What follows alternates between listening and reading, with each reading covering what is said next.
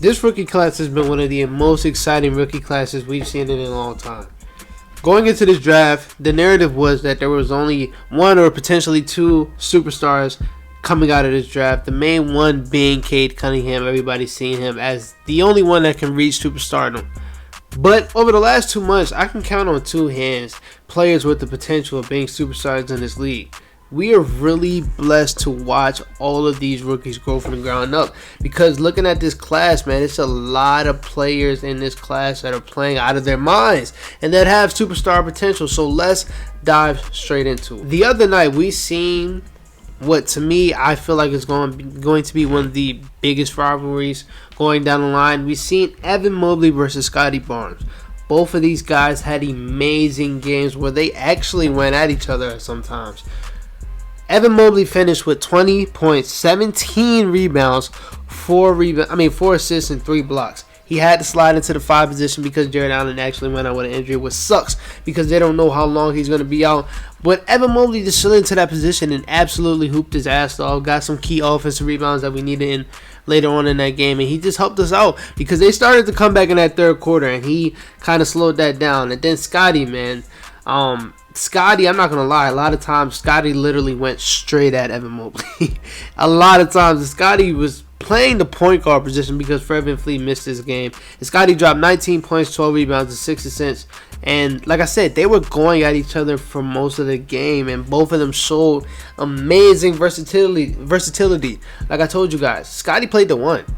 Scotty played the one in college and sometime in high school, so this was really nothing new to him. This was like one of the things that a lot of people loved about him, that he's capable of playing a lot of positions on the court, maybe 1 through 5. And he showed it this game, man. He was the engine for this team because they came out pretty slow, but in that third quarter they made a big comeback, and that was just a lot because of Scotty's energy, and it helped the team out a lot, man. And then Evan Mobley, like I told you guys, he normally plays a 4, but Jared Allen, an all-star, went out. And we really don't have no length other than that, man.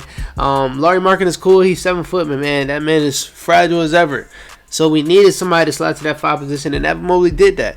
And he hooped. He hooped, man, and they both went crazy, man. They both showed amazing versatility. I know y'all seen that ISO 3 at the top of the key on Chris Boucher from Evan Mobley. That was crazy, man. When I seen that, I was kind of like confused, like what 7-footers doing stuff like that. Tween, going straight up from the 3 as a 7-footer. That's crazy, man. But this was an amazing game for both guys. There have been 4 Rookie of the Month awards on both sides for the East and the West. Josh Giddey has won every single one on the West, completely dominating in the West. You might look at it like, well, who do they have on the West? They have Jalen Green, the number 2 overall pick. So it's not like they have bums over there. They have the number 2 overall pick.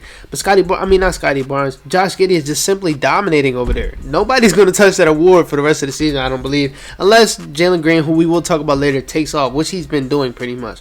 But I haven't seen domination from a rookie like that all my life, bro. He's literally getting the award every month. I don't even think they think about giving it to anybody else. He's been averaging 14 points, 8 rebounds, and 7 assists. And that's just for this calendar year, especially with Shea went out. His numbers even went up above that. But he's been hooping, and he's been one of the main reasons why this team is surprisingly successful sometimes. And I just love the future for Josh Giddey, because I love the future with him and Shea in the backcourt. And then you got guys like a Trey Mann that can come off the bench and help the team. I like how versatile this team can be. If you miss one guard, you slide Trey Mann right in. If you miss another guard, you slide Lou Dort right in. Like, this team's so versatile. And you got a versatile player like Josh Giddey who can play the 1, the 2, or the 3. And man, just a smart player like him, bro. Next to Shai, take some of the ball handling off of Shea, man. I can't wait to see the future of this team. And just for Josh Giddey, man, he literally has superstar potential, bro. I'm not gonna compare him to Luka like all the lazy guys are gonna show you. They're gonna compare him to Luka because they both like damn near drop the triple double every game. But man, I see a little Steve Nash in him as far as his playmaking. His IQ and stuff. Not as far as the scoring, the shooting, none of that stuff. But the playmaking IQ, bro, he does a lot of stuff like Steve Nash. A lot of people might think that's racist. I'm being dead serious. That's a comparison I see because of their IQ, bro. I love both of their IQs. And I love Josh Giddey as a player, and I love the way he's been hooping for this team. This Oklahoma City team has a bright future, man. Jalen Green started off the year really, really slow. And you know what happened. The media shitted on him like the media usually does. As a rookie, these days, we don't give you time to play like a rookie. You got to come in and automatically play like a vet. You got to come in and play like Luka automatically. If you're not playing like Luka, you're trash. And that's how we did. Well, that's not we. I didn't do it. But that's how some people did with Jalen Green, man. Jalen Green, as soon as he came into the league, if he wasn't dropping 20 or 25 points every game, he was going to be labeled as trash, because that was the thing that everybody knew coming out of the G League, is he could score at the highest level. But he couldn't do that, man. A lot of stuff was held back because of the team, man. He doesn't really have a real point guard. The whole Kevin Porter Jr. thing is cool, but Kevin Porter Jr. is not really a real point guard.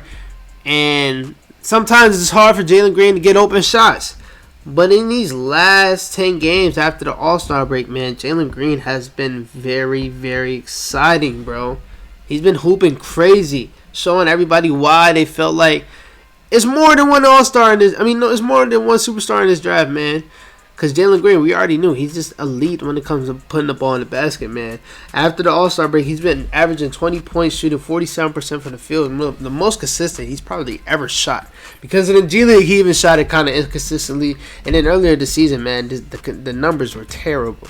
But in these last few games after the All-Star break, he has been hooping. And I think that Rising Stars game was a little treat to show us what was to come, man. This move right here is nasty. But the Rising Star game was a treat to show us what was to come from him, man. He's a hooper. He even just won them a game the other night against the second best team in the league, the Memphis Grizzlies. They came into their hometown. They was getting blown at one point, and Jalen Green started going crazy, bro. And I love his potential. I know y'all seen me say, before he got drafted, I was like, bro, he reminds me a lot of Malik Monk. And I'm not gonna lie, he still does. But I see the Zach LaVine comparisons, and I also see the Malik Monk comparisons, man. We see what Malik Monk can do on some games and take off, man. So I'm happy that he's finally getting it all together, and they're all playing amazing. Like Josh Christopher's hooping, Alperen Sengun's hooping, Christian Wood's been hooping for the longest. He's not gonna get talked about enough, but he's been hooping. Kevin Porter's finally getting all together, man. This Rockets young core has been hooping, and it's been fun to watch, man. Fun to watch. Cade Cunningham, the number one pick. He also started off pretty slow. Not gonna lie, he started off pretty slow, but he has shown why people believed he was the only superstar coming out of this draft, man. The thing I love about Cade Cunningham, man, is he just seems like a vet out there. Like I told y'all, when you don't come out and play like Luka, they're going to hate on you. But like when I'm watching Cade Cunningham lead this team, it reminds me a lot of Luka in his rookie year when they were winning games where sometimes they shouldn't have been winning. In these last 8 games, the Pistons have been 6-2. And a lot of that has been because of Cade just like getting this shit together, bro. He's under this game. He understands the game a lot more. And he just looks like a vet out there. He's already their best player. That's an argument. I really like Jeremy Grant. They both had an amazing game yesterday. In that fourth quarter, they were down, and Cade Cunningham had like 10 points. And he ended up in that fourth quarter, in that overtime, dropping 15 points to help them win that game against a great team in Trae Young and the Hawks. And he just looks like a veteran out there, man. And I'm excited. I'm very excited for their future. You add another first-round pick, add another lottery pick at that.